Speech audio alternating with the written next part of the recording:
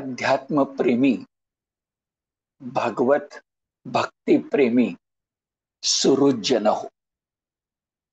आपला सकल संत विचार मंच हे अत्यंत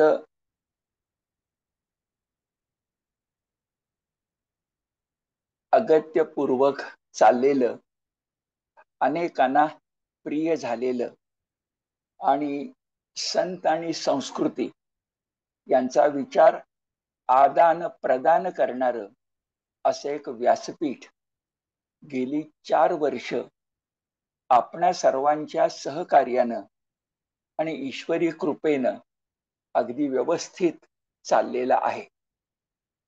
गेल्या वर्षी ऑक्टोबर महिन्यातच आपण याच सांस्कृतिक व्यासपीठाचं एक उपांग निर्माण केलं आणि ते म्हणजे थोर तत्वचिंतक आणि आदर्श प्राध्यापक डॉक्टर ग वा करंदीकर यांच्या जन्मशताब्दीच्या निमित्तानं आपण आपल्या या व्यासपीठाच्याच अंतर्गत, पण नाव त्याचं होतं डॉक्टर ग वा करंदीकर सांस्कृतिक व्यासपीठ आणि कंसात ऑनलाईन, याला या वर्षीच्या 26 ऑक्टोबरला बरोबर 1 वर्ष पूर्ण झालं.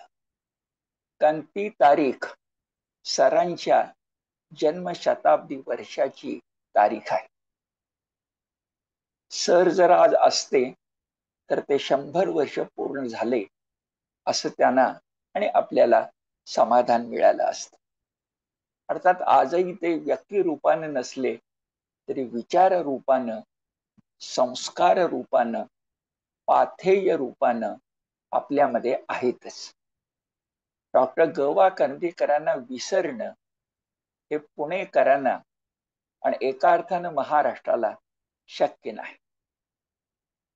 सरांच्या प्रती आपला आदर व्यक्त करण्यासाठीच आपण सगळ्यांनी मिळून हे सांस्कृतिक व्यासपीठ निर्माण केलं आणि व्यवस्था अशी केली की सकल संत विचार मंचाचे दर महिन्यात जे 4 गुरुवार असतात त्यातला शेवटचा गुरुवार हा या करंदीकर व्यासपीठाला द्यायचा आणि मग त्या व्यासपीठावरून आपला जो वर्षभर चालणारा एखादा अभ्यास विषय असतो, जसं ग्रंथ असेल, पंथ असेल, संत असेल, तर या वर्षीचा आचार्य असेल, त्याच्यापेक्षा वेगळा पण भारतीय संस्कृतीचा कोणताही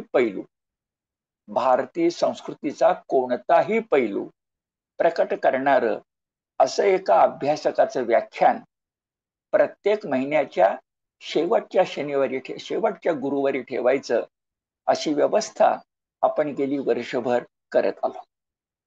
काही वेळा त्यात अडचणी आल्या, पण एकूण वर्ष चांगल्या प्रकारे संपन्न झालं आणि असंच पुढे चालवायचं असा निर्धार सकल संत विचार मंचाच्या कार्यकारिणीनं आणि सगळ्या हितचिंतकांनी केलेला आहे.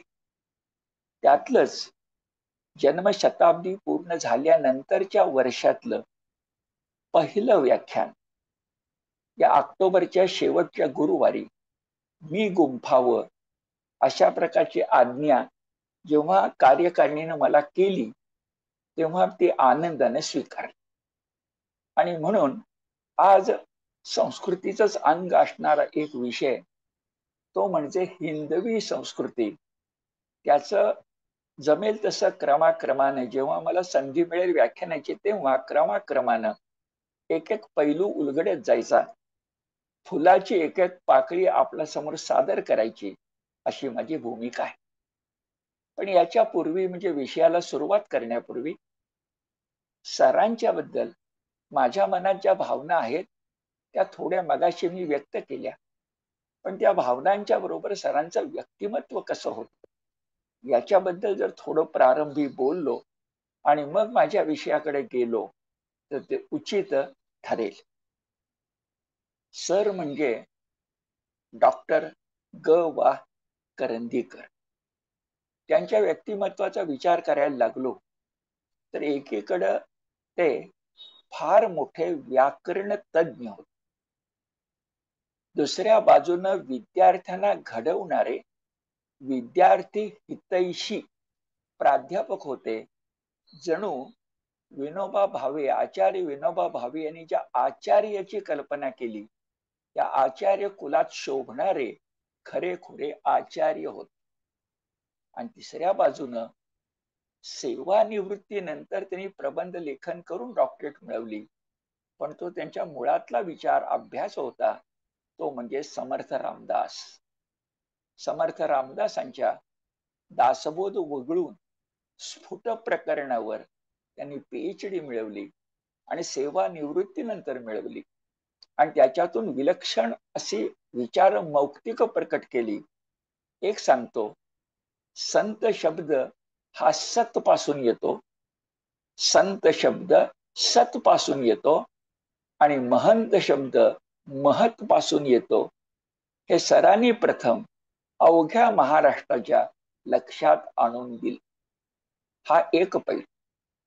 त्याच्या आधी जो मी उच्चारला तो पैलू आपल्या 20 वर्षाच्या तपश्चर्येनं पुसद सारख्या विदर्भातल्या एका ग्रामीण भागात तिथल्या महाविद्यालयाच्या आधारे विद्यावर्धिनी नावाची संस्था स्थापन करून सरांनी आज महाराष्ट्राला भूषणभूत बनलेली अशी अनेक व्यक्तिमत्व, मग ती प्रशासन क्षेत्रातली असतील, नाट्य अभिनय क्षेत्रातली असतील, लेखन साहित्यिक क्षेत्रातली असतील, अनेक ती घडवली. त्यातल्या काहींना मी प्रत्यक्ष भेटलोय सरांची जेव्हा 90 आपण संपन्न केली त्यावेळेला, आणि ते आजही माझ्या डोळ्यासमोर आहे.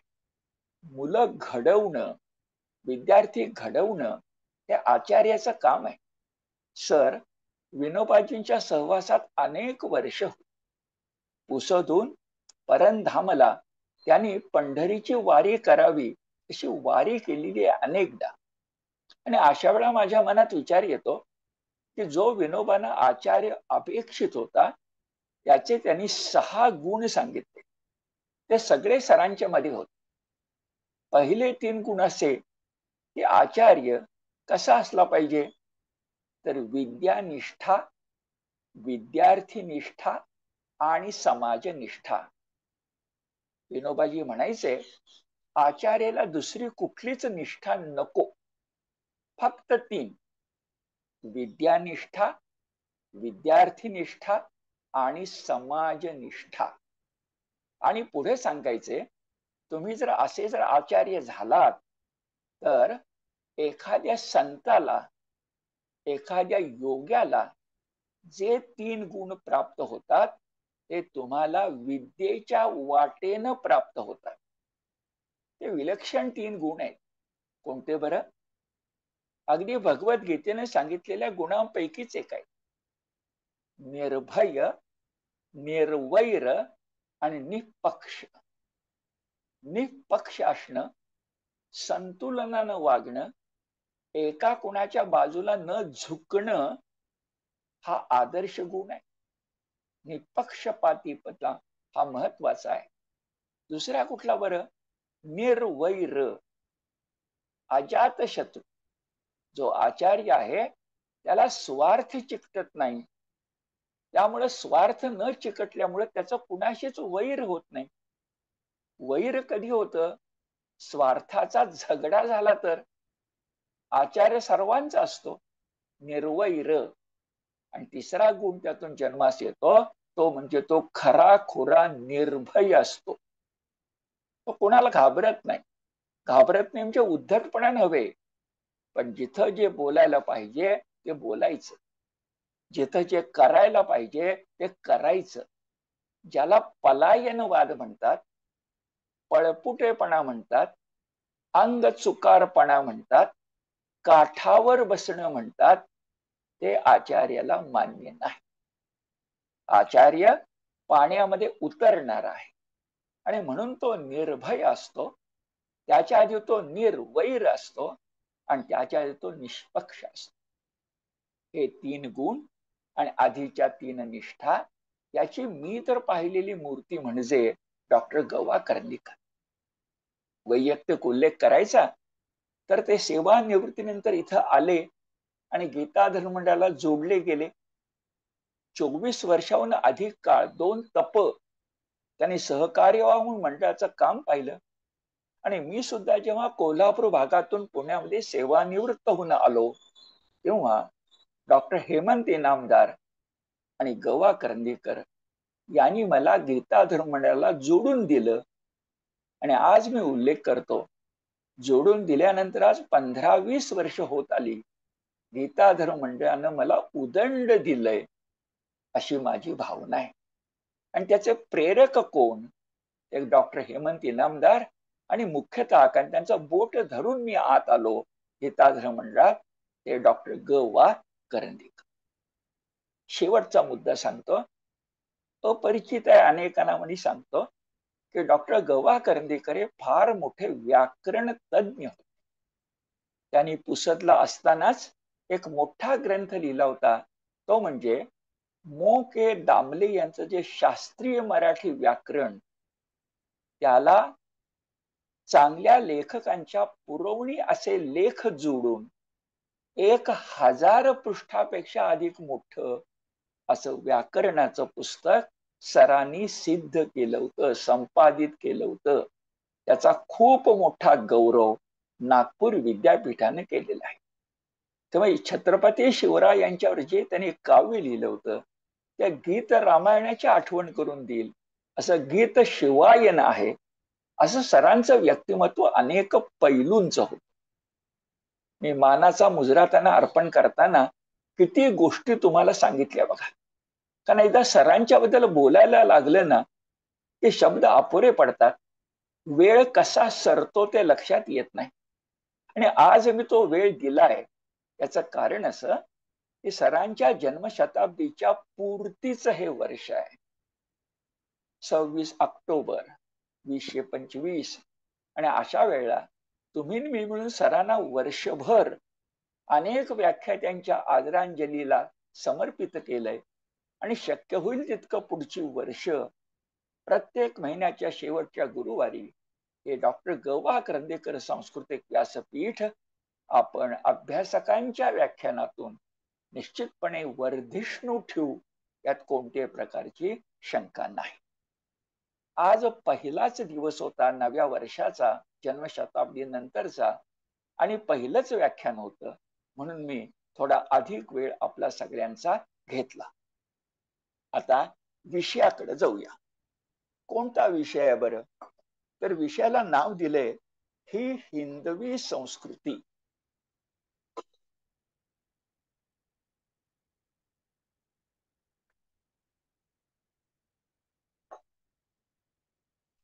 आपल्यासारख्या सकल संत विचार मंचाच्या जाणकार अशा श्रोत्यांच्या मनात एक शंका सहजपणे येणार आहे, आणि ती योग्य आहे की मी हिंदवी संस्कृती का म्हणतोय? मला भारतीय संस्कृती म्हणता येत नाही का? मला सनातन संस्कृती म्हणता येत नाही का? येते. पण मी सनातन संस्कृती म्हणण्यापेक्षा, हिंदू संस्कृती म्हणण्यापेक्षा, भारतीय संस्कृती म्हणण्यापेक्षा हिंदवी संस्कृती म्हणतो, कारण हा शब्द इतिहासातला आहे. बाकीचे शब्द प्राचीन आहेत. बाकीच्या शब्दांच्या मागे आमचा संपूर्ण भारतवर्ष आणि त्याचा मोठा इतिहास उभा आहे. पण हिंदवी संस्कृती शब्दाच्या मागे फक्त भारत नाहीये, त्या भारतामधला तुमचा माझा महाराष्ट्र उभा आहे. कारण हे राज्य व्हावे ही श्रींची इच्छा, असं शिवछत्रपती म्हणाले. वयाच्या 16व्या वर्षी त्यांनी तोरणागड घेऊन स्वराज्याचं तोरण बांधलं. आणि 6 जून 1674ला 6 जून 1674ला हिंदुपद पादशाही छत्रपती निर्माण केली. ते जे स्वराज्य होतं ते अगदी स्वराज्याचं तोरण बांधण्यापासून पेशवाई मधला अगदी अखेरचा कालखंड जरी घेतला तरी अनेक ऐतिहासिक पत्रातून हे हिंदवी स्वराज्य आहे, हिंदवी स्वराज्य आहे असे उल्लेख येतात. गोविंदपंत काळे नावाची एक व्यक्ती आहे जी निजामाच्या दरबारामध्ये होती, पेशव्यांचा प्रतिनिधी म्हणून. त्यांचं जे ऐतिहासिक पत्र सापडलेलं आहे त्या गोविंदपंत यांनी लिहिलंय त्याच्यामध्ये की हिंदवी स्वराज्याची आठवण आम्ही निजामाला करून दिली. जे पेशवाईच्या कालखंडात सुद्धा राजाराम महाराज, संभाजी महाराज इथून सुरुवात करून महाजी शिंद्यांच्या पर्यंत सर्व मराठी वीरांना आठवण कशाची होती? हिंदवी स्वराज्य. ही एक ऐतिहासिक घटना आहे. संबंध भारतवर्षाला ललामभूत होईल, भूषणभूत होईल, कुंकुम तिलक होईल अशा प्रकारची एक ऐतिहासिक घटना आहे. आणि जे आपण हिंदवी स्वराज्य निर्माण केलं, किती काळ केलं सांगू? पुढे येणार होतो पण आता सांगतो. शिवाजी महाराजांनी हिंदुपद पादशाही स्थापन केली ही 1674 मध्ये. पण त्यांनी वयाच्या 16व्या वर्षीच आणि त्याच्या आसपास रायरेश्वरावर शपथ घेतली होती ना, हे राज्य व्हावे श्रींची इच्छा. ती जर 25 वर्ष धरली आणि 1680 पासून नंतर संभाजी राजांच्या पासून पुढची 1818 पर्यंतची वर्ष मोजली तर 25 आणि 100 आधीची 25 आणि नंतरची आपल्या लक्षात येतं 75 अशी जवळजवळ त्याहून जास्त. नेमका आकडा सांगतो पाहिजे तर जे बोलण्यात चूक व्हायला नको.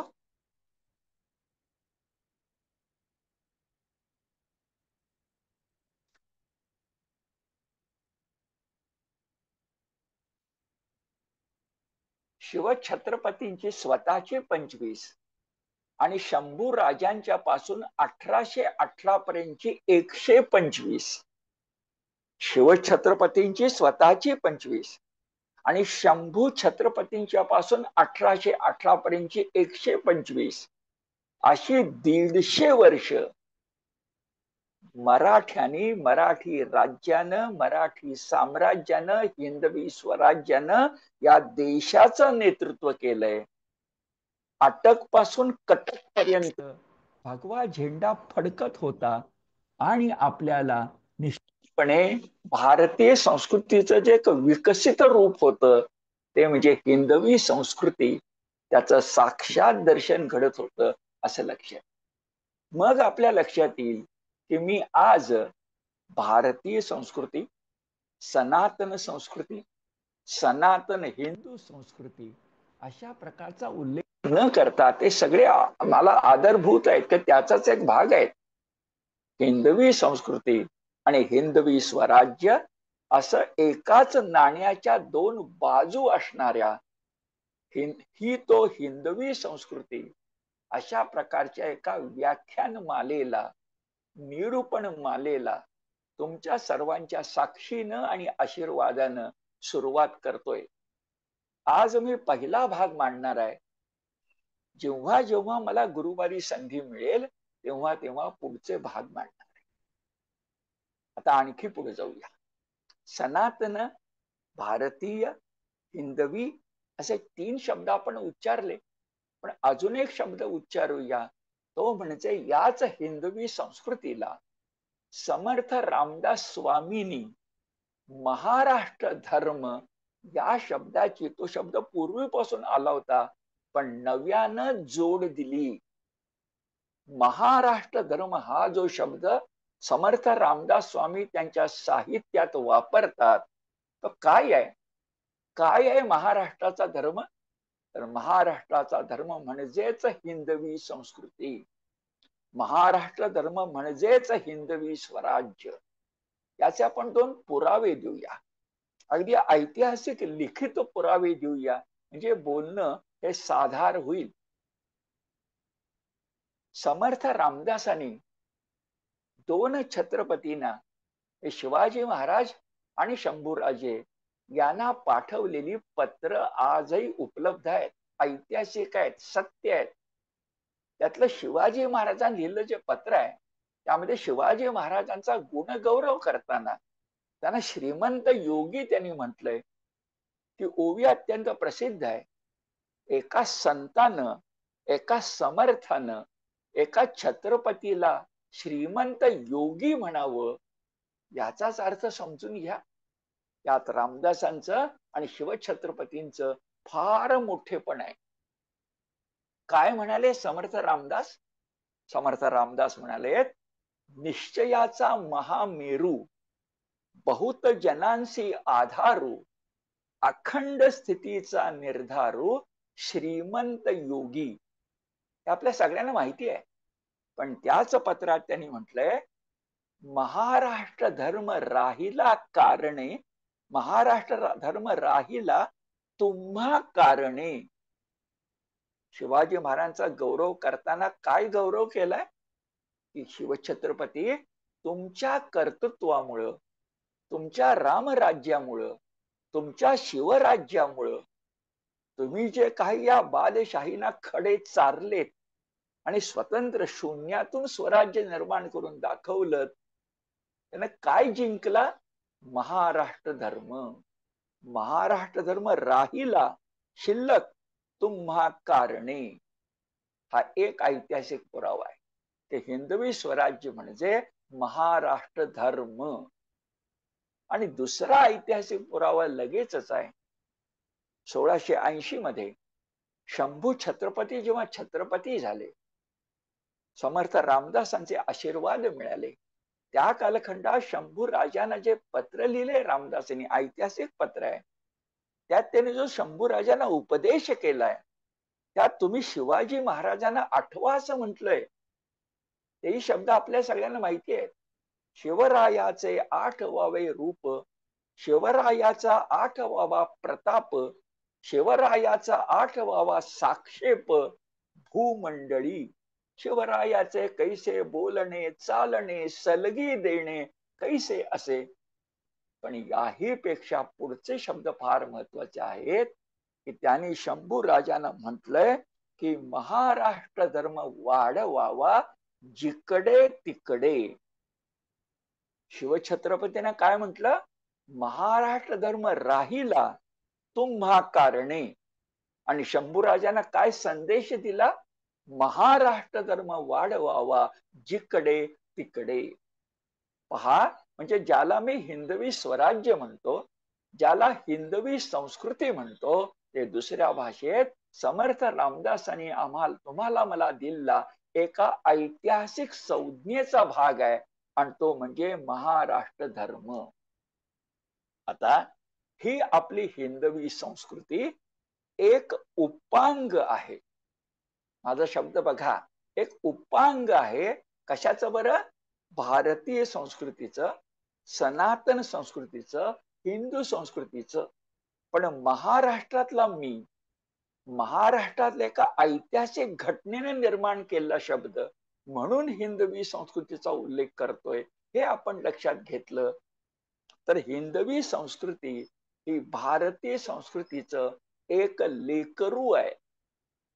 आणि लेकराच्या ठाई माता पित्यांचे जसे गुण येतात, वंशदाय येतो, DNA येतो, तसा तुमच्या माझ्या हिंदवी स्वराज्याच्या संस्कृती सुद्धा भारतीय संस्कृतीमधले सगळे गुण, माझं वाक्य बघा, भारतीय संस्कृतीमधले सगळे गुण कदाचित अधिक प्रभावी होऊन, कदाचित अधिक इतिहासाचं सामर्थ्य मिळून, कदाचित अधिक मराठी बाणा.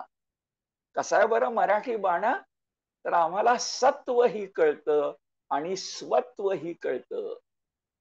सत्व हे आम्हाला कळतं, पण आमचा स्वाभिमान सुद्धा तेवढाच आहे. आम्ही आमचं स्वत्व सोडणार नाही. उगीच्या उगीच कुणाच्या समोर मुजरे करत सुटणं हे मराठी माणसाला जमणार नाही. मराठी माणूस, मराठा हा मरण आलं तरी हटत नाही, म्हणून तो मराठा असतो. हे तुमची माझी संस्कृती आहे आणि आहे, त्याचा आम्हाला अभिमान आहे. ही जी तुमची माझी मराठी संस्कृती आहे, आता तो शब्द नको, हिंदवी संस्कृती आहे, कारण इतिहासातला शब्द हिंदवी संस्कृती आहे. त्या हिंदवी संस्कृतीनं भारतीय संस्कृतीचा एक पुत्र म्हणून वयम अमृतस्य पुत्राः, तशी हिंदवी संस्कृती अधिकच परिष्कृत, अधिकच परिणत, अधिकच प्रभावी अशी तुमच्या समोर ठेवली आहे, अशी माझी भावना आहे. आणि तेच अभ्यासाच्या आधारे या निरूपण मालिकेतून त्या व्याख्यान मालिकेतून मी आपणासमोर देणार आहे. काय आहे बरं आमची मराठी संस्कृती, हिंदवी संस्कृती त्या भारतीय संस्कृती? तर दोन गोष्टी लक्षात घ्या. असं म्हटलं तर चुकणार नाही की जगामध्ये अनेक संस्कृती झाल्या. ग्रीक संस्कृती झाली, रोमन संस्कृती झाली, इजिप्तची संस्कृती झाली, आणखी काही झाल्या. तशीच आपली भारतीय संस्कृती आहे. पण तुलना करायची म्हटलं म्हणजे कुणाचा अपमान नाही, पण तुलना करायची म्हटलं तर अभ्यासाची साक्ष आहे की जर आपण आदर्श संस्कृती मानली, जर आपण आदर्श संस्कृती मानली तर त्याच्यातले 90 ते 95% गुण आदर्श संस्कृतीचे, 90 ते 95% गुण आदर्श संस्कृतीचे जर कुणाच्या ठायी असतील तर तुमच्या माझ्या भारतीय संस्कृतीच्या ठायी आहेत. यावर खूप बोलता येईल, ग्रंथच्या ग्रंथ लिहिता येईल, पण मी प्रमेय आपल्याला सांगतोय. 90 ते 95% आदर्श संस्कृतीचे गुण तुमच्या माझ्या भारतीय संस्कृतीत आहे. ही 10,000 वर्षाची संस्कृती. आता मी 150 वर्ष मराठी मुलखातली सांगतोय. 150 वर्ष, पण 150 नाही, 1500 नाही, 10,000. 10,000 वर्षाची आमची वैदिक संस्कृती आहे. ही सनातन संस्कृती आहे. जिचा झेंडा शिकागोला स्वामी विवेकानंदांनी फडकवला, ती आमची संस्कृती आहे. आदर्श म्हणावं, आदर्शवत अशा प्रकारची आपली संस्कृती आहे, असं लक्षात येईल. कशाच्या आधारे मी म्हणतो तर 3 गुण फार महत्वाचे. एक आध्यात्मिकता, दुसरी विविधतेत एकता, आणि तिसरी त्याग प्रवणता. हे आदर्शाचे गुण आहेत. भगवद्गीतेतल्या स्थितप्रज्ञाचे गुण आहेत, ज्ञानी भक्ताचे गुण आहेत, त्रिगुणातीताचे गुण आहेत. ते आदर्शच आहेत. तिथपर्यंत जाणं कठीण आहे, पण तो आमच्या जीवनाचा ध्रुवतारा आहे. केवढा उच्च आणि उदात्त आहे बघा. पुन्हा 3 गुण सांगतो. काय आहेत आमच्या भारतीय संस्कृतीचे म्हणजे हिंदवी संस्कृतीचे? काय 3 गुण आहेत? एक आध्यात्मिकता. आम्हाला कळतं की सुखाची साधना मी किती गोळा केली तरी खरं समाधान हे आंतरिक असतं. सुखाची साधनं कितीही गोळा केली तरी खरं समाधान हे मानवतेत असतं, अंत्योदयात असतं, सर्वत्र सुखिनः सन्तु यात असतं आध्यात्मिकता. दुसरी गोष्ट काय? विविधतेत एकता, अविभक्तम विभक्तेषु. त्याचं कारण मी आपल्याला सांगतो की जेव्हा केव्हा सृष्टी भगवंताने निर्माण केली ना, तेव्हाच ती विविध केली. त्यात पशु आहेत, पक्षी आहेत, प्राणी आहेत, झाडं आहेत, पाणी आहे, नदी आहे, समुद्र आहे. हे भगवंतानंच निर्माण केलं आहे. विविधता ती एका भगवंताने निर्माण केली आहे आणि विविधतेत आपण एक पाहिला पाहिजे, कारण ती एकापासून आली आहे. अनेक हे दिसणं आहे, एक हे असणं आहे. असणं आणि दिसणं यातला फरक लक्षात घ्या. एक हे सत्य आहे, एकम सत विप्राहा बहुधा वदंती. म्हणून विविधतेत एकता हा आदर्शतेचा दुसरा गुण आहे. पहिला कोणता? आता सांगितला, आध्यात्मिकता. आम्ही भौतिकता नाकारत नाही, आम्ही साम्राज्य निर्माण केली आहे, आम्ही भौतिकता नाकारत नाही, पण आमचं साम्राज्य हे आध्यात्मिकतेच्या कोंदणात असतं. आणि तिसरा गुण कोणता? त्याग प्रवणता. हे आपलं वैशिष्ट्य.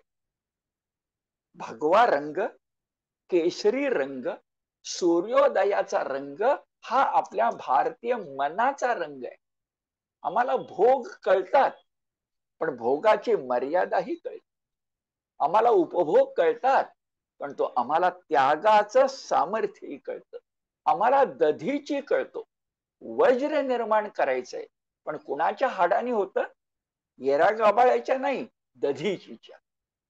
म्हणून बघा, आदर्श संस्कृती पाहिजे असेल तर त्याग प्रवणता, विविधतेत एकता आणि आध्यात्मिकता ही आपल्या भारतीय आणि हिंदवी संस्कृतीची वैशिष्ट्य आहे. आपल्याकडे सगळ्यात मोठा गुण कुठला असला तर संतुलन. आपली संस्कृती एकांतिक, एकाकडे झुकलेली, एक सुरी नसतेच. संतुलन, तारतम्य, सगळ्यांचा विचार हा भारतीय संस्कृतीचा स्थायी भाव आहे. म्हणून काही विधान करतो, लक्षात घ्या. एक विधान असं की आपली संस्कृती परंपरेची जोपासना करते, पण प्रगतीशीलतेला नाकारत नाही. आपली संस्कृती परंपरेची जोपासना करते, पण प्रगतीशीलता, नवा काळ, नवी आव्हानं याला नाकारत नाही. संतुलन. दुसरी गोष्ट कोणती? आम्हाला अभ्युदयाची महती कळते. आम्ही साम्राज्य निर्माण केली, अभ्युदयाची महती कळते, पण आज आमच्या निश्रेयसाची ओढ आहे. आम्हाला संसार हे सासर वाटतं आणि परमार्थ हे माहेर वाटतं. त्याला काही इलाज नाही, हे भारतीय मन आहे. पण अभ्युदयाची महती आम्हाला माहिती आहे. आतली ओढ मात्र, अंतरीचा ज्ञान दिवा मात्र तो निश्चितपणे त्याग प्रवणतेचा आहे, आध्यात्मिकतेचा आहे, शंका नाही. आणि तिसरं वैशिष्ट्य सांगतो, आम्ही अत्यंत सहिष्णू आहोत. हे पुढे येणार आहे. आम्ही अत्यंत सहिष्णू आहोत, पण आम्ही जयिष्णू सुद्धा आहोत. आम्ही जसे सहिष्णू आहोत तसे आम्ही जयिष्णू सुद्धा आहोत. आणि ही हिंदवी संस्कृती, आणि ही हिंदवी संस्कृती कुठपासून कुठपर्यंत 150 वर्ष राहिली. मी 4 नावं आपल्याला सांगतो, ती नीट लक्षात ठेवा. ही शिवछत्रपतींच्या पासून सुरू होते आणि सवाई माधवराव पेशव्यांच्या पर्यंत जाते. काय आहे हिंदवी स्वराज्य, काय आहे हिंदवी संस्कृती? तर आदि आणि अंत लक्षात घ्या. हे शिवछत्रपतींच्या पासून सुरू होते आणि सवाई माधवराव पेशव्यांच्या पर्यंत जाते. शेवटचा बाजीराव उल्लेख करायला हरकत नाही, पण त्यानं फारसं काही केलं नाही. महाजी शिंदे आणि नाना फडणीस देशाचं नेतृत्व करत होते ते सवाई माधवराव पेशव्यांच्या कालखंडात. म्हणून मी 2 असे आदि अंताचे बिंदू सांगतोय, एक शिवछत्रपती आणि सवाई माधवराव पेशवे. आमच्या पराक्रमाचा बिंदू सांगायचा म्हटलं तर शिवछत्रपती आहेतच, पण आमच्या पराक्रमाचा बिंदू सांगायचा म्हटलं तर, आमच्या तलवारीची धार सांगायची म्हटलं तर, आदि आणि अंत सांगतो. शंभू छत्रपतींच्या पासून शिवाजी महाराज आहेत, पण शंभू छत्रपतींच्या पासून महाजी शिंदेच्या पर्यंत हिंदवी स्वराज्याच्या तलवारीची धार आहे. अरे दिल्लीला 15 वर्ष मराठ्यांचा भगवा झेंडा डौलानं फडकत होता. दिल्ली शहराची कोतवाली म्हणजे संरक्षण व्यवस्था महाजी शिंद्यांच्याकडे होती. एक मराठी माणूस दिल्ली 15 वर्ष सातत्यानं त्या शहराचं नियोजन, कोतवाली म्हणतात त्याला, हे करतो. दिल्लीचा जो कोणी त्यावेळेचा मोगल बादशाह असेल शिल्लक असलेला, तो मराठ्यांच्या तलवारीच्या आधारावर होता. संबंध महाराष्ट्र, संबंध देशाचं नेतृत्व इतिहास काळात हिंदवी स्वराज्याच्या 150 वर्षात मराठ्यांनी केलंय. आणि म्हणूनही मी अभिमानानं तो विषय निवडलाय. याचं सांस्कृतिक व्यासपीठ आहे. भारतीय संस्कृती आम्हाला म्हणजे काय मस्तकी आम्ही धारण केली आहे, पण सगळ्या गावामध्ये आपलं घर असतं की नाही, तर सगळ्या भारतीय संस्कृतीच्या गावामध्ये माझे घर आहे. मी त्याला मराठी संस्कृती म्हणतो, मी त्याला हिंदवी स्वराज्य म्हणतो. आणि पुढे बोलताना आता मी हिंदवी स्वराज्य म्हटलं तर माझ्या बोलण्यात भारतीय संस्कृती, सनातन हिंदू संस्कृती, महाराष्ट्र धर्म म्हणत असताना आमचा भारत धर्म हा आहेच, हे आपण सगळ्यांनी लक्षामध्ये घ्या. आपण काही आदी आणि अंत अशा प्रकारचे बिंदू बघितले, आणि ते बिंदू बघितल्यानंतर संस्कृती हा शब्द आपण व्यापक आणि मर्यादित असा लक्षात घेतला. व्यापक कसा बरं? तर आमची सनातन भारतीय हिंदू संस्कृती. व्यापक कसा? आमची सनातन भारतीय हिंदू संस्कृती. आणि त्याच्या पोटात काय? त्याच्या पोटामध्ये आहे हिंदवी संस्कृती. आता आपण सगळे जाणकार आहात, सकल संत विचार मंचाचे विचार यात्रेतले साथीदार आणि साक्षीदार आहात. म्हणून आपण तर अधिक खोलात जाऊन विचार करूया.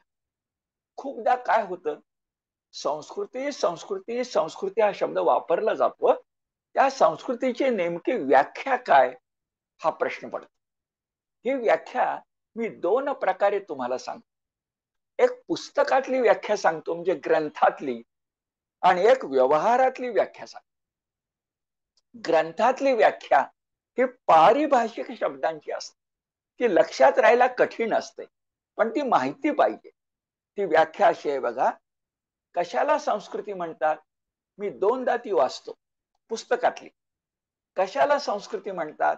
तर त्या त्या देशातील किंवा भूप्रदेशातील समाज, धर्म, विविध कला, भाषा समूह, त्यातील साहित्य संपदा याच्या विकसित अवस्थेतील, हा शब्द महत्वाचा आहे, या चारही गोष्टींच्या विकसित अवस्थेतील जी वैशिष्ट्यपूर्ण जीवन पद्धती असते तिला संस्कृती म्हणतात.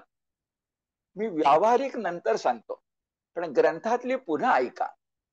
कशाला संस्कृती म्हणतात? तर त्या त्या देशातील भूप्रदेशातील, म्हणजे काश्मीर पासून कन्याकुमारी पर्यंत त्या त्या भूप्रदेशातील किंवा देशातील चार गोष्टींच्या बाबतीत. कोणत्या बरं? समाजाचा धर्म, जे उपासना पंथ नाही, मानव धर्म, समाज धर्म, तिथल्या विविध कला, तिथल्या अनेक भाषा आणि अनेक भाषामधलं साहित्य, याची विकसित अवस्था, प्राथमिक नाही, माध्यमिक नाही, विकसित अवस्था, त्यामधली, त्या चार गोष्टीमधली वैशिष्ट्यपूर्ण जीवन पद्धती कसं जगतात त्याला संस्कृती म्हणतात. आता दोनदा उच्चार केला, पण शेवटी ग्रंथातलीच ती आहे, लक्षात राहणं कठीण होईल. म्हणून मी जरा व्यावहारिक आणि जिच्यामध्ये थोडा अनुप्रास आहे अशी व्याख्या सांगतो. कोणती संस्कृती ओळखायची झाली ना, तर त्यामधले पंचजकार लक्षात ठेवायचे. पंचजकार. जकार म्हणजे जन सुरू होणारे 5 शब्द. कोणते बरं? तर बघा, कोणत्याही संस्कृतीला जल, जे नद्या पाणी असावं लागतं. कोणत्याही संस्कृतीला भूप्रदेश म्हणजे जमीन असावी लागते. कोणत्याही संस्कृतीला ती संस्कृती जगणारी जनता असावी लागते. त्या संस्कृतीचं जे वैशिष्ट्य असतं, उदाहरणार्थ आपलं त्याग प्रवणता आहे, असं जनमानस असावं लागतं. आणि ती संस्कृती कोणतं सर्वोच्च तत्व मानते? आता भारतीयांच्या भाषेमध्ये जनार्दन असावं लागतं. म्हणजे बघा, कोणतीही संस्कृती सांगायची म्हटलं तर तिच्यातलं काय सांगायचं? तिचं जल, तिचं जमीन, तिथली जनता, तिथलं जनमानस आणि जनार्दन. हे कोण आहेत बरं? असे पंचजकार जर आपण शोधले तर कोणत्याही संस्कृतीचा, अगदी ग्रीक, रोमन, इजिप्त सुद्धा कोणत्याही संस्कृतीचा निश्चितपणे आपल्याला ठाव ठिकाणा लागतो. त्या संस्कृतीला काय म्हणायचंय हे आपल्या लक्षामध्ये येत. आपण तपशीलवार अभ्यास करत चाललोय म्हणून पुढचा विचार करूया की संस्कृती या शब्दात मूळ शब्द कोणता आहे? संस्कृत. संस्कृत संस्कृती. आणि त्याच्या आधी मूळ शब्द कोणता आहे? तर संस्कार. संस्कार, संस्कृत, सुसंस्कृत, संस्कृती अशी ही चढती भाजणी आहे. खरं बोलायचं तर संस्कार, संस्कृत आणि संस्कृती या तिन्ही शब्दामधला मूळ संस्कृत धातू एकच आहे. तो म्हणजे सम अधिक कृ. सम अधिक कृ, म अर्धा. सम अधिक कृ, स म म्हणू नका, म अर्धा. सम अधिक कृ. सम अधिक कृ या धातूचा अर्थ काय? तर संस्कार करणं म्हणजे दोन गोष्टी करणं. बघा, संस्कार करणं म्हणजे दोन गोष्टी करणं. एक गुण संवर्धन आणि दुसरं दोष निरसन. संस्काराचा अर्थ काय? गुण संवर्धन. जे त्या ठिकाणी गुण असतील ते वाढवायचे म्हणजे संस्कार. आणि जर यदा कदाचित त्याच्यात काही काळानुरूप दोष निर्माण झाले असतील तर काढून टाकायचे. हे होतातच, त्याला काही इलाज नाहीये. जसं आपल्या हिंदू धर्मामध्ये अस्पृश्यता हा दोष शिरला, जातीभेद हा दोष शिरला, वर्णाचं आपण जातीत रूपांतर केलं, दोष शिरला. असा जो दोष असेल तो काढून टाकायचा. म्हणजे गुण निरसन, गुण संवर्धन आणि दोष निरसन म्हणजे संस्कार. आता संस्कृत भाषा आपण जी म्हणतो ना ती कशी गमतीची आहे बघा. आपण, तुम्ही मी आज ज्या संस्कृत भाषेमध्ये बोलतो त्याचं जे व्याकरण आहे ते एका मोठ्या माणसाने निर्माण केलंय, पाणिनी नंतर पतंजली. पाणिनी यांनी जे त्यांच्या आधीचं वैदिक संस्कृत होतं त्याच्यावर संस्कार केले, त्याचं व्याकरण सिद्ध केलं, त्याची बांधेसूद रचना केली, म्हणून त्या भाषेला संस्कृत म्हणायला लागले. नाहीतर ती एक बोली भाषा होती. वेदात आपल्याला दिसतं बोली भाषेच्या खुणा दिसतात वैदिक संस्कृतमध्ये. मग वैदिक संस्कृत, त्याच्यातून पाणिनी संस्कृत, आणि आता पाणिनी संस्कृतच आहे. संस्कृत म्हणजे संस्कारित. प्रथम संस्कार शब्द, मग संस्कारित शब्द, संस्कृत शब्द, आणि जिथं संस्कृत आहे ती संस्कृती. आणि खरंच बघा, माणसाचं मगाचे जे पंचकार सांगितले ते जीवन पद्धती कशाने ठरते हो? माणसाची माणुसकी, माणसाचं वागणं हे चांगलं कशाने ठरतं हो? तर कोणत्याही माणसानं सकाळी उठल्यापासून झोपेपर्यंत आपले जे गुण आहेत ते वाढवले पाहिजेत आणि दुर्दैवानं जे दोष आहेत ते कमी केले पाहिजेत. तर तो दिवस भला झाला की नाही? साधी गोष्ट आहे. मग हे जे व्यक्तीच्या जीवनात आहे ते समष्टीच्या जीवनात आहे. म्हणून संस्कृती याचा विचार करताना संस्काराला विसरून चालणार नाही असं ध्यानात येईल. पुढे जाऊया. आता अशी संस्कृती कोणतीही असो, कोणतीही असो, की आता मी उच्चारलं ते सगळ्या संस्कृती, तर ते एक रथ आहे. त्या रथाला दोन चाकं आहेत. कोणत्याही संस्कृतीचा विचार करताना शिक्षण आणि शील याचा विचार करावा लागतो. काय म्हणतोय बघा, कोणत्याही संस्कृतीचा विचार करताना त्यातलं शिक्षण काय आहे, म्हणजे विद्या काय आहे, म्हणजे बुद्धी काय आहे, तत्वचिंतन काय आहे, काय शिकवलंय, ते एक चाक आहे. आणि दुसरं चाक जे आहे ते आहे शील. शील म्हणजे चारित्र्य. माणसानं माणसाशी माणसासारखं वागलं पाहिजे. नाहीतर एका संस्कृतीत आपल्याला माहिती आहे की माणसं कडेनं बसायची आपापल्या आसनावर आणि त्यांच्या समोर जे काही एक पटांगण असेल, तिथं भुकेलेल्या एखाद्या वाघ सिंहाला माणूस मारायला खायला द्यायचा, आणि तो माणूस किंकाळ्या फोडतोय, आणि तो पशु भुकेलेला त्याला खातोय, आणि हे सुरक्षित जागी बसून माणसं पाहतायत. हा मनोरंजनाचा प्रकार एका संस्कृतीत होता. अरे याला काय शील म्हणायचं, याला काय चारित्र्य म्हणायचं, याला काय माणुसकी म्हणायची? नाही. संस्कृती जर समजून घ्यायची असेल, त्या संस्कृती जर धीरोदात्तपणे उभी राहायला पाहिजे असेल, तर रथाला 2 चाकं असलीच पाहिजे. तुमचं तत्वचिंतन हिमालयासारखं उंच आहे, आणि तुमचं आचरण मात्र, आपलं हिंदू धर्मावर ते घडलं होतं, तुमचं आचरण मात्र अस्पृश्यतेची जोपासना करणार आहे, तर तुमची संस्कृती संस्कृती नाही, असं स्वामी विवेकानंदांनी अनेकदा आपल्याला सांगितलं. अनेकदा 1902 पूर्वी, आज बोलतोय 2025, 1902 पूर्वी विवेकानंदांनी आपल्याला सांगितलेलं आहे. हा दोष काढून टाका. शील, चारित्र्य.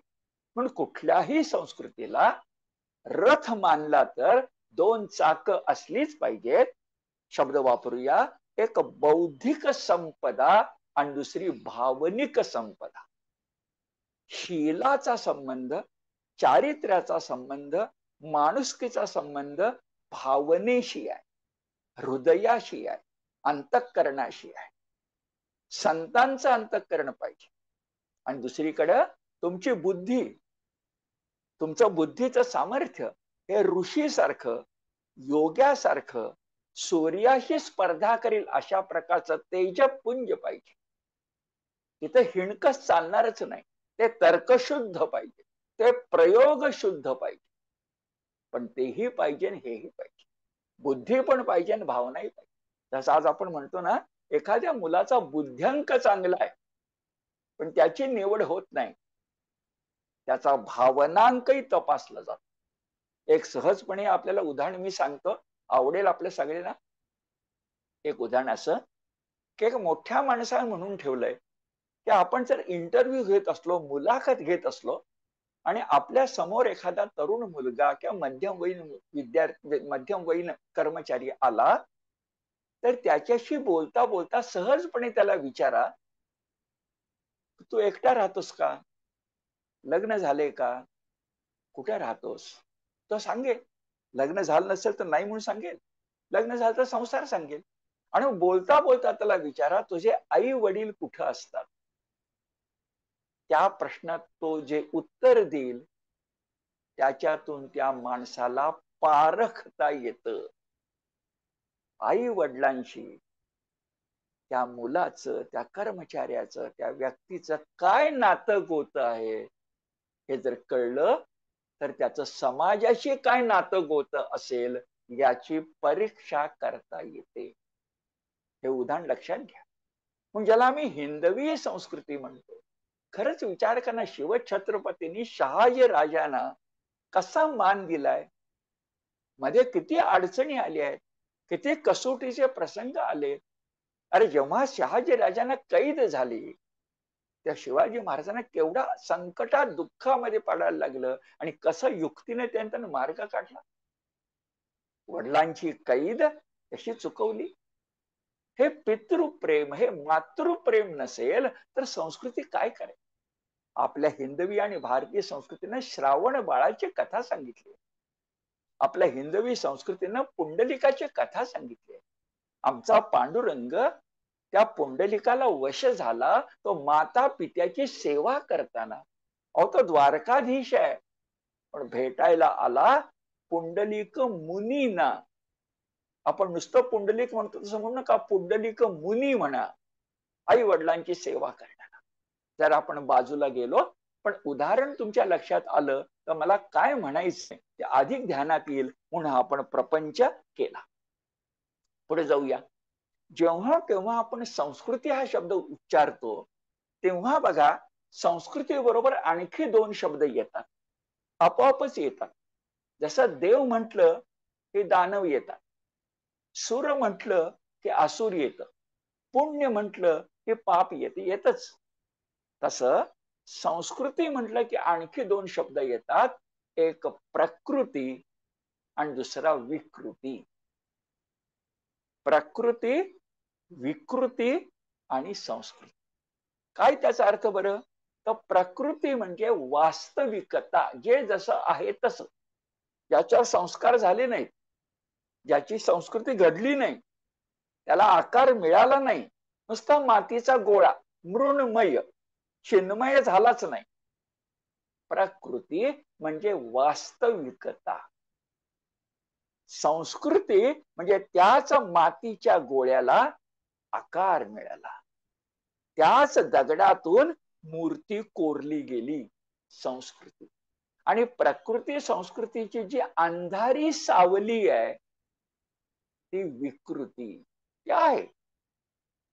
विकृती म्हणजे वैषम्य, विकृती म्हणजे मत्सर, विकृती म्हणजे द्रोह. आपल्या लक्षात आलं, संस्कृती चांगली आहे, विकृती वाईट आहे, आणि प्रकृती चांगली वाईट काहीच नाही, जे आहे तशी आहे, वास्तविक, जैसे आहे तसं.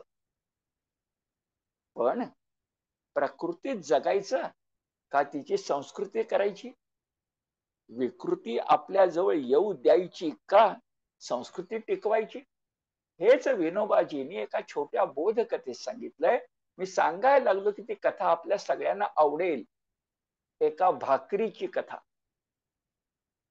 आचार्य विनोबा भावेंनी त्यांच्या साहित्यात किमान 2-3 ठिकाणी तरी सांगितलंय की समजा एक भाकरी आपल्या समोर असेल आणि आज मला भूक एका भाकरीची आहेच, तेवढी नसेल तर आजची रात्र माझी उपाशी जाणार, मला ती भाकरी हवीच, असं म्हणून त्यातली जी भाकरी असेल ती एक भाकरीची भूक भागवण्यासाठी ती सगळी भाकरी मी खाऊन टाकली, इकडे तिकडे न बघता खाऊन टाकली, प्रकृती.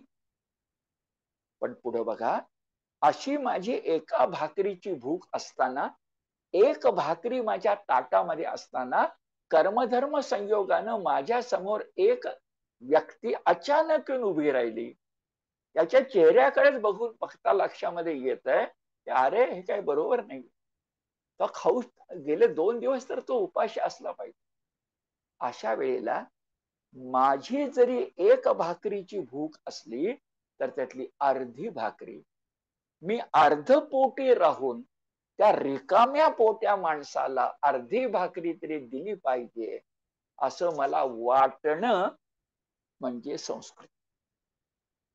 एक भाकरी खाणं प्रकृती, अर्धी तरी देणं संस्कृती. विकृती काय बरं? तुम्ही ठरवू शकाल. एक भाकरी मिळाली, खाल्ली, आणि दुसऱ्याच्या ताटातली आणखीन एक भाकरी ओरबडून घेतली, मला अजीर्ण झालं तरी चालेल पण तुला खाऊ देणार नाही, विकृती. अशी भाकरीची कथा लक्षात घ्या, म्हणजे संस्कृती नेमकी आपल्याला कळू शकते.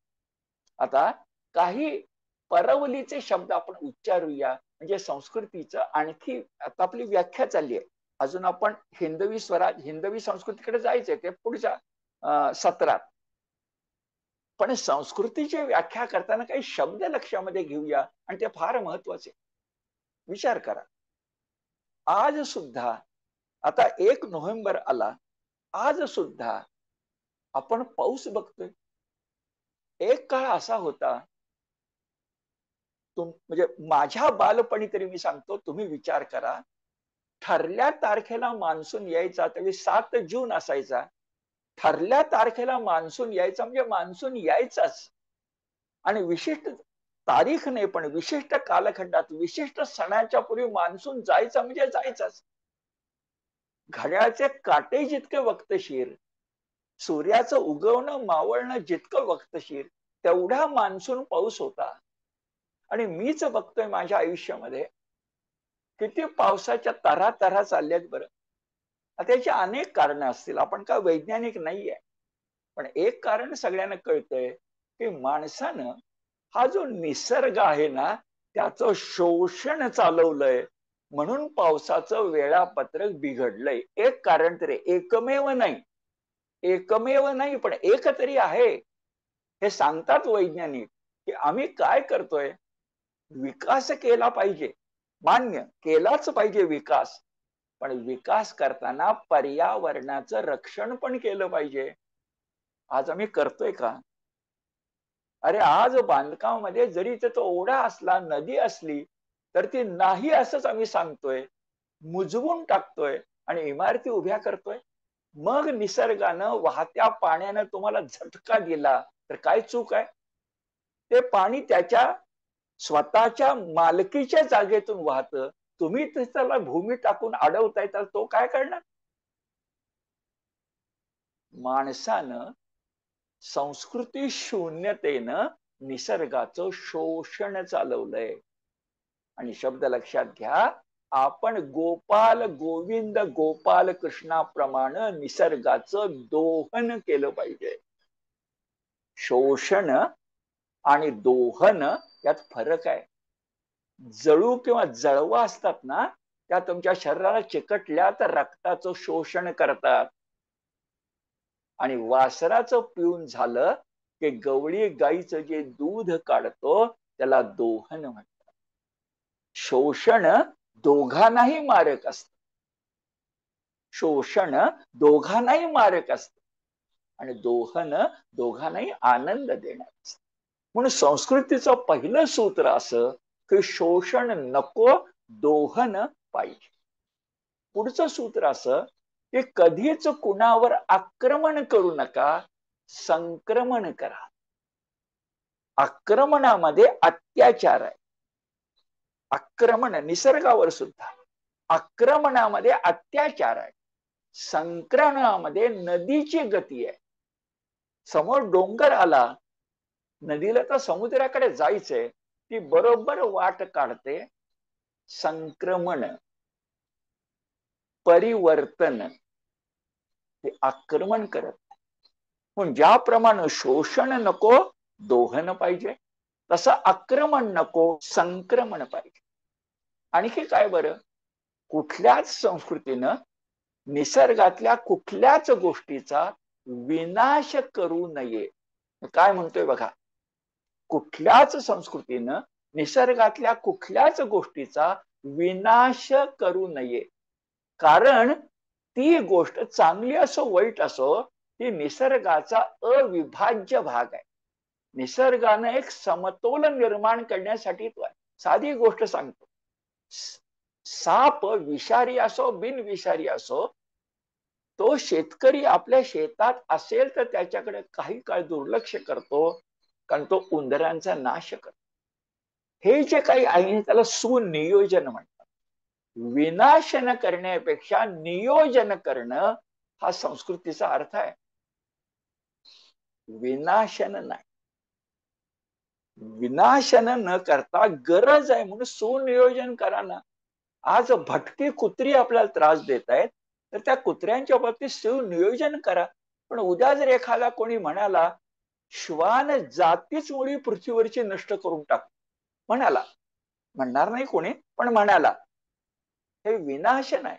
श्वानालाही मारायचा मला अधिकार, त्याची जाती नष्ट करायला अधिकार. तुम्हाला माहिती आहे ना, अनेक प्रजातीचा शोध लावला जातो आणि त्याचं कौतुक केलं जातं. प्रजाती, जाती, प्रजाती, का बरं? तो निसर्गाचा अविभाज्य अविच्छिन्न, आपण नव्हे निसर्गाने निर्माण केला भाग आहे. तो का केलाय माहिती नाही, काहीतरी कारण त्याला असणार, संतुलन. आणि म्हणून विनाशन नाही, सुनियोजन आहे. आणि शेवटचं वाक्य लक्षात ठेवा, पुढच्या खेपेला ह्याला जोडून मी पुढे जाईन की संस्कृतीची सृष्टी दोन प्रकारची असते. संस्कृतीची सृष्टी दोन प्रकारची असते, एक भौतिक सृष्टी आणि एक आध्यात्मिक सृष्टी. एक मटेरियल आणि एक स्पिरिच्युअल. मटेरियल म्हणजे भौतिक सृष्टी म्हणजे अभ्युदय, आमचं साम्राज्य उभारायला पाहिजे, आम्ही भारतवर्ष जगात विश्वात गुरु होणार, आमची अर्थव्यवस्था जगात तिसरी झाली पाहिजे, आम्ही करणार. भौतिक. पण हे भौतिक करताना आम्हाला जे आध्यात्मिक बाळकडू 10,000 वर्ष वेदांपासून आम्हाला मिळालेलं आहे की बाबा स्वतःचा विकास कर, पण दुसऱ्याला बरोबर घेऊन चल. मी पुढच्या खेपेला काही संस्कृत वचन सांगेन, त्यात हे सगळं आहे. बरोबर बोट धरून कुणाला तरी घेऊन चल, तू एकटा नको चालू. एकटा नको हिमालयाच्या उंचीचा होऊ, सगळ्यांनाच मोठं करायचा प्रयत्न कर. हे आध्यात्मिक आहे. म्हणून खरी संस्कृती ती, पुन्हा रथाचीच उपमा देऊया, खरी संस्कृती ती की जी भौतिकताही विसरत नाही, म्हणजे अभ्युदय, मटेरियल व्ह्यू नाही विसरायचा. याचा चालणार नाही, जगता येणार नाही. हवेत जगावं लागेल आणि शक्य नाही. पण हवेमध्ये फक्त वावरायचं नाही, भूमीचं नातं तोडायचं नाही. भूमीचा रंग, भूमीचा गंध, भूमीतलं पाणी, भूमीचा संस्कार हा असलाच पाहिजे, असलाच पाहिजे. ते भौतिक आहे. तर भौतिक मटेरियल आणि आध्यात्मिक म्हणजे स्पिरिच्युअल, हे दोघही आम्ही सांभाळले पाहिजेत. तो रथ आहे असंच आपल्याला हिंदवी संस्कृती आणि तिच्या मागची भारतीय संस्कृती सांगते असं दिसेल. जी निरूपण मालिका आपण सुरू केली त्याच्यामध्ये आज पहिली समिधा आपण अर्पण केली आहे. आता पुन्हा जेव्हा जेव्हा कार्यकारिणी मला वेळ देईल त्यावेळेला मी याच्या पुढचा भाग सांगेन. म्हणजे एका अर्थानं सुरुवातीला म्हटलं तसं संस्कृती हे जर कमल पुष्प असेल तर त्याची एक एक पाकळी आपण निरखत जाऊया आणि अख्ख्या कमळाचा आपण एक प्रकारचा आदर करूया, अशा प्रकारची विनंती करतो आणि थांबतो. धन्यवाद.